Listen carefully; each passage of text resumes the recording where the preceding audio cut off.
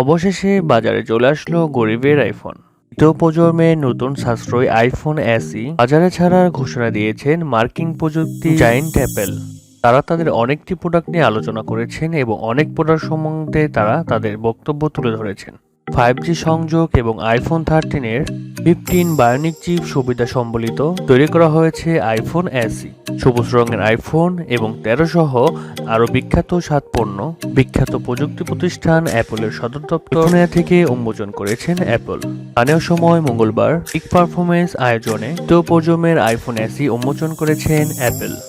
এসব পণ্যের মধ্যে রয়েছে অ্যাপলের আইফোনের নতুন সংস্করণ, নতুন desktop Mac studio display, iPad, নতুন ম্যাক পিসি, নতুন সিলিকন চিপ, M1 আলট্রা ও iOS 15। অনুষ্ঠানে ঘোষণা করা হয় এখন থেকে সবুজ এবং আলফা সবুজ এই দুটি নতুন রঙে পাওয়া যাবে আইফোন 13। ভার্চুয়াল এই আয়োজনে অ্যাপলের প্রধান নির্বাহী টিম কুক জানান, নতুন এসব পণ্য প্রি অর্ডার নেওয়া হবে 11 মার্চ এবং বাজারে আনুষ্ঠানিক বিক্রি শুরু হবে 18 মার্চ থেকে।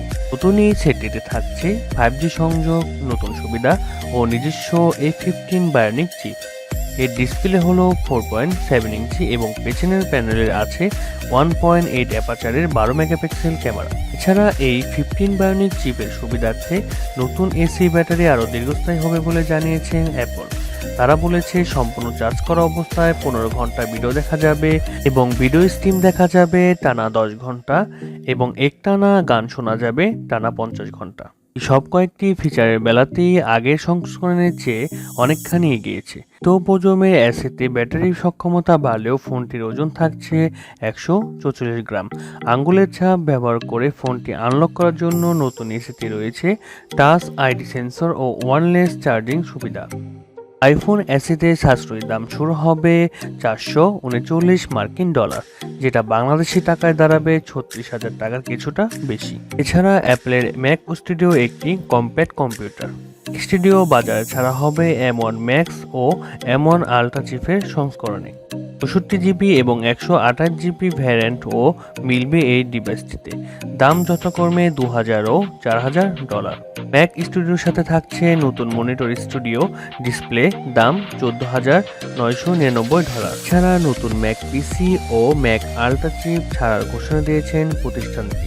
নতুন ডিভাইস দুটি M1 ম্যাক্স চিপে তৈরি করা হয়েছে M1 আলট্রা।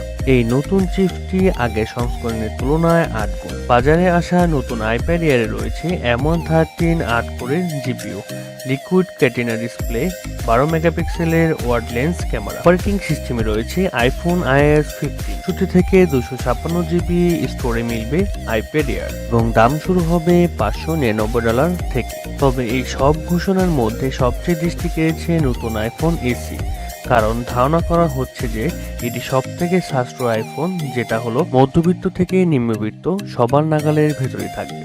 প্রিয় দর্শক, আইফোনটি আপনাদের কেমন লাগলো সেটা কমেন্ট বক্সে জানাবেন এবং আপনি যদি আমার চ্যানেল নতুন হয়ে থাকেন তাহলে সাবস্ক্রাইব করে বেল বাটনে প্রেস করে দিন এবং আমার একসাথে পথ চলার একজন সঙ্গী হয়ে যান।